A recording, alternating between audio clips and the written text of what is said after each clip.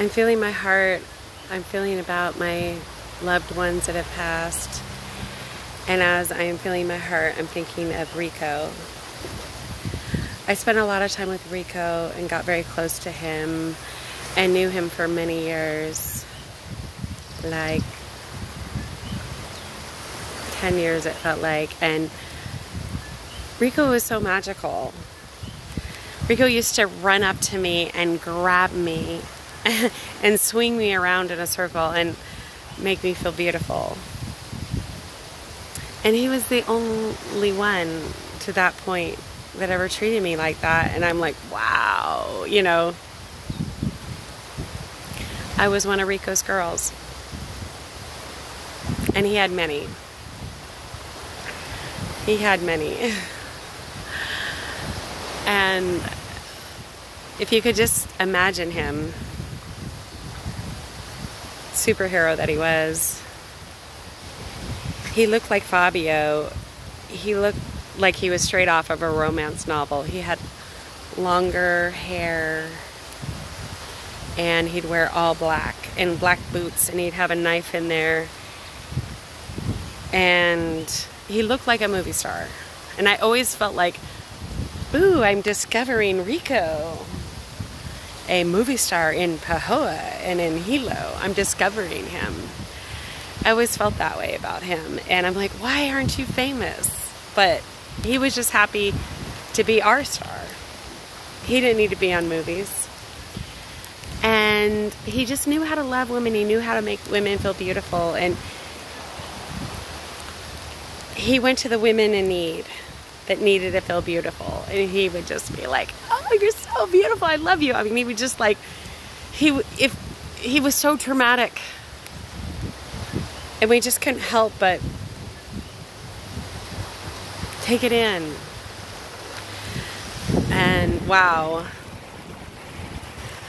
There's so much to say about him, and this is just the start.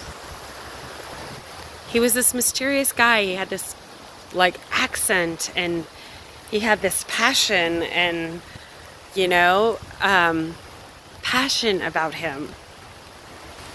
And he was not afraid to let it out. He knew all these secrets about health. He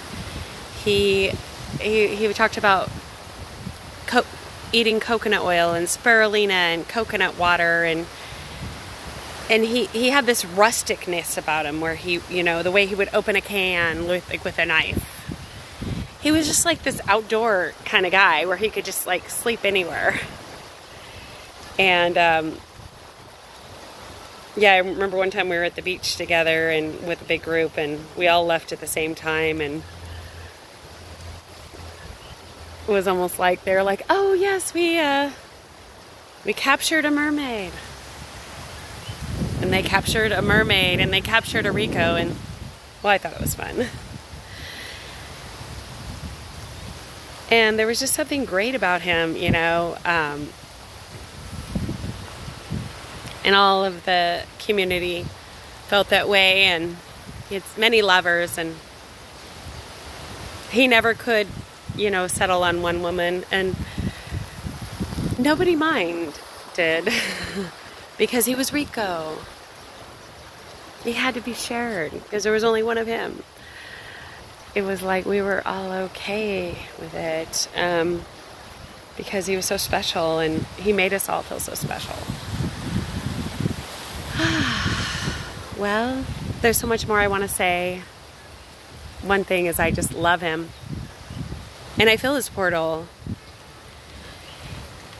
He has a portal of where he passed away. He was on a motorcycle. And he was going fast. And it was Lalanie Estates. And he was going really fast. And he hit the fence or a rock wall, and then he fell from his motorcycle. And it just seems like Ricco to have passed in such a dramatic way. It was just so Ricco, like he passed like a superhero, doing what he loved the most. He passed with his passion. And every time I go by Lalanie Estates, the entrance where he passed, I always feel him like it's this portal, like it's where he comes down and says hello to us earthlings from heaven. And I was wanting to rebuild his memorial site there. And I know in the beginning when we put a memorial site up for him, and there was like different friends of his, including myself as a lover, that helped put that memorial site together. And then it was taken down, and I just feel like we should put that memorial site back up again. I remember I didn't see him for many years, and I know he was helping someone make tamales, and we didn't see him for years, and we were wondering where he went. We were wondering if he was okay. We were wondering if he was still on the island. I was wondering if he had passed at an earlier time. And then when I seen him again after not seeing him for 3 years, I was so excited. I was like, Ricco, you're alive, you're alive, you're alive. I go, where have you been? And I guess he was just being a homebody, helping with the company, helping to make tamales, just staying home and making things happen behind the scenes. I was so happy to see him again. I was so happy that he was okay, and he's so cool that you just want to be like, won't you be my lover? Like, won't you be my lover for more than one day? But with Ricco, you have to do it his way, because there's only one Ricco.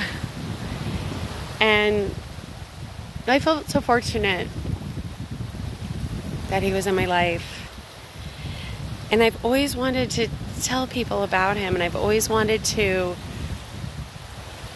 share about him and share what a wonderful man he is. And I've been wanting to do that this whole time, but it took me being at a place where I really felt at home, at the ocean, where I'm at peace.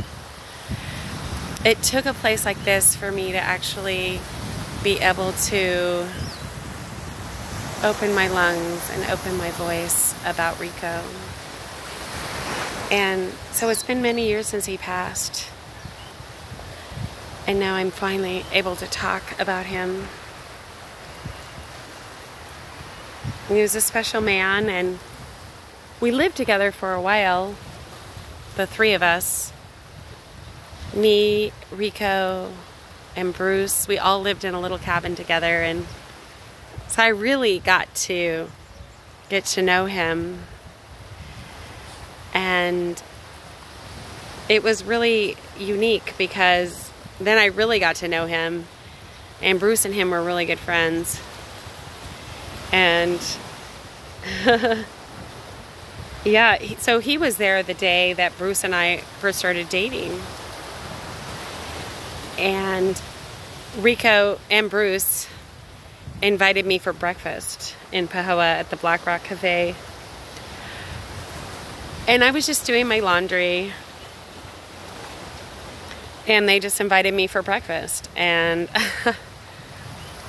I even remember the table and everything. And well, that's how Bruce and I started dating. He invited me for breakfast, and then he invited me to his home, and we just clicked.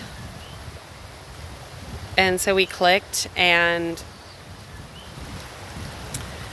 we stayed together for about a year after that. So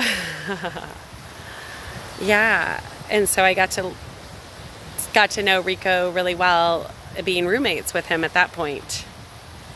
And